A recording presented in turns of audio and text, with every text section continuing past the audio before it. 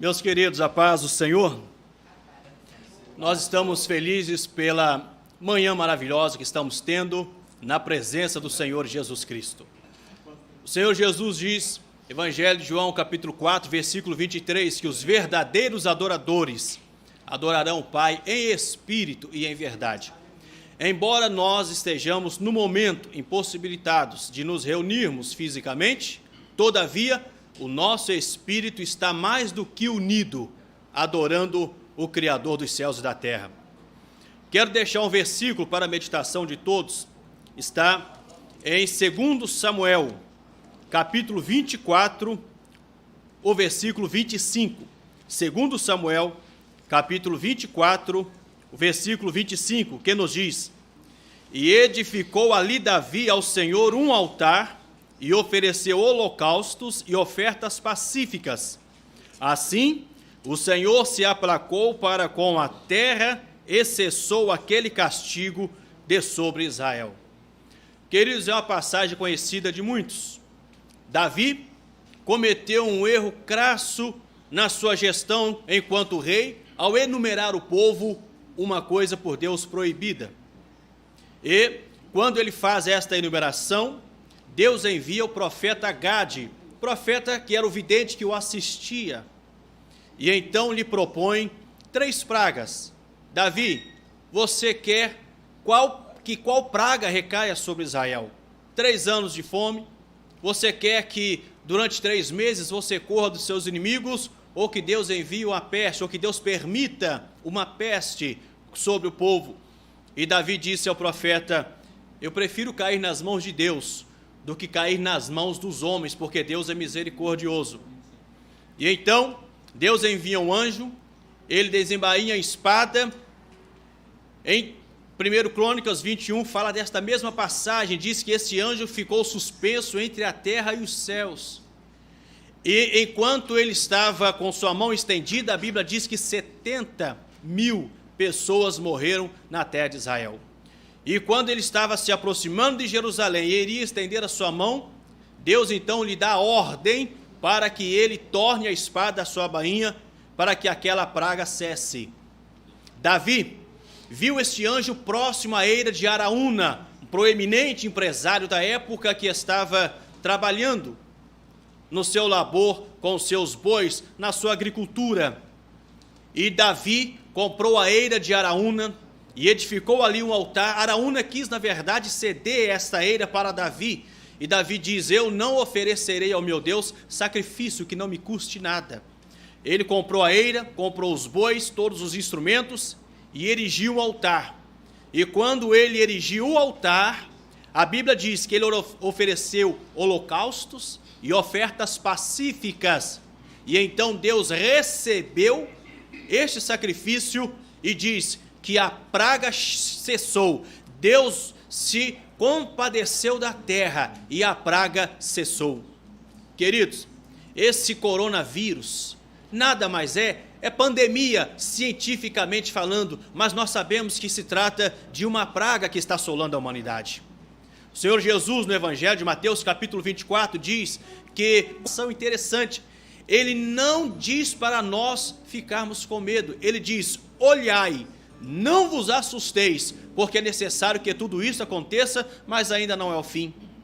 Os sinais acontecem não para nos assustar, mas para nos chamar a atenção da proximidade do arrebatamento da igreja. O salmista erige um altar, ergue um altar na eira de Araúna.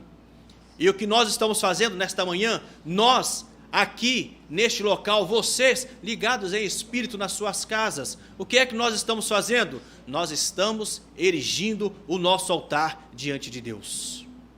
Nós erigimos o altar de jejum, de consagração. No livro de Jonas, quando Deus ia permitir uma grande assolação para corrigir a impiedade dos ninivitas, o rei de Nínive, a Síria, que era o grande império mundial da época, assentiu ao conselho de Jonas, ao conselho profético de Jonas, e a Bíblia diz que até os animais jejuaram. E o jejum quebranta o coração de Deus. O jejum aproxima as providências divinas para aqueles que estão necessitados. Jejum, biblicamente, tem uma função extraordinária.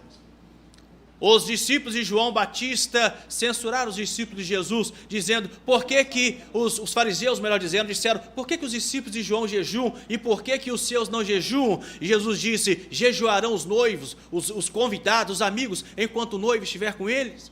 Mas dias virão em que o noivo será tirado e eles precisarão jejuar. Então o que é o jejum? O jejum é a invocação da presença do Senhor Jesus Cristo em nosso meio.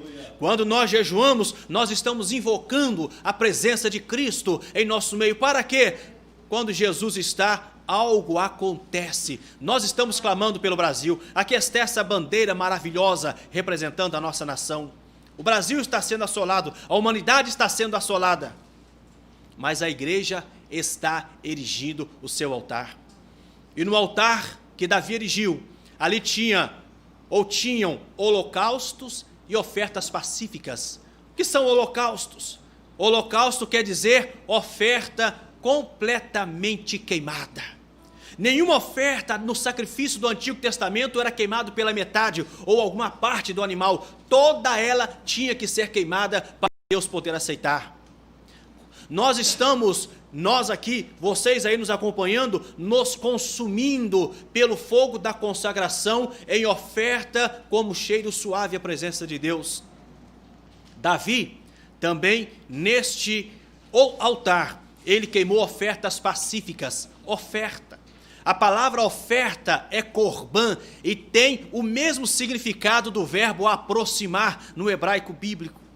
Então, oferta, quando nós oferecemos a oferta, nós estamos oferecendo korban, nós estamos fazendo uma aproximação. A oferta no Antigo Testamento tinha por finalidade reaproximar o ofensor do ofendido. Deus, o sacerdote fazia essa mediação, e através dessa oferta que nós estamos fazendo, através desse jejum, dessa consagração, nós estamos nos aproximando de Deus, pedindo a Ele que intervenha, e certamente Deus vai intervir. Por quê? Porque quando o povo clama a Deus, Deus ouve. O mesmo salmista Davi, no Salmo 51, salmo de arrependimento após o seu pecado, versículos 16 e 17, ele diz, Senhor, se o Senhor tivesse satisfação em holocaustos e sacrifícios, eu daria ao Senhor aos montes. Mas o Senhor não se apraz de holocaustos e ofertas, mas senão de um coração contrito e quebrantado. E ele complementa, um coração contrito e quebrantado não desprezarás, ó Deus. Meu irmão, minha irmã, Deus está sentindo o cheiro suave do teu sacrifício aí dentro da tua casa.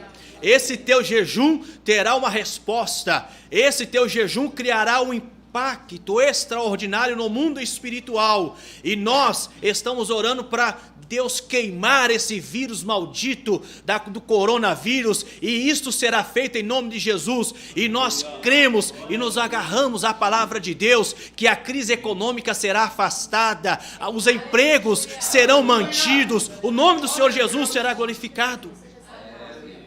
Eu me lembro da promessa do profeta Isaías, 760 anos antes do Senhor Jesus Cristo nascer, no capítulo 64, versículo 1, o profeta faz uma elucidação extraordinária, usado pelo Espírito Santo. Ele diz, se tu rasgasses os céus e descesses, então os montes se derreteriam diante da tua face. Nós temos um grande monte, a humanidade está vislumbrando um grande monte, um monte sanitário, um monte desta pestilência que está assolando a humanidade, mas nós estamos aqui oferecendo o nosso sacrifício e dizendo como o profeta Isaías, se o Senhor rasgasse os céus e descesses, e Deus vai descer. Assim como ele desceu lá no Egito, quando Deus diz, nós vamos descer para ver o sofrimento do povo. Deus desceu e deu livramento ao povo de Israel.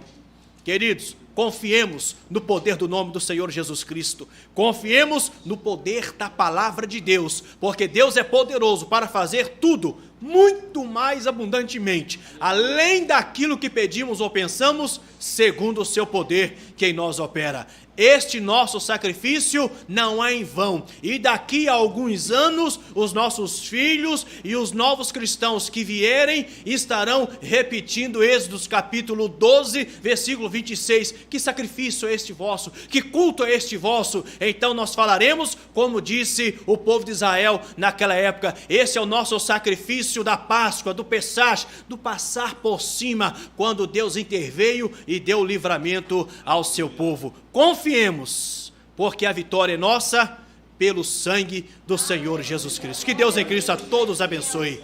Amém.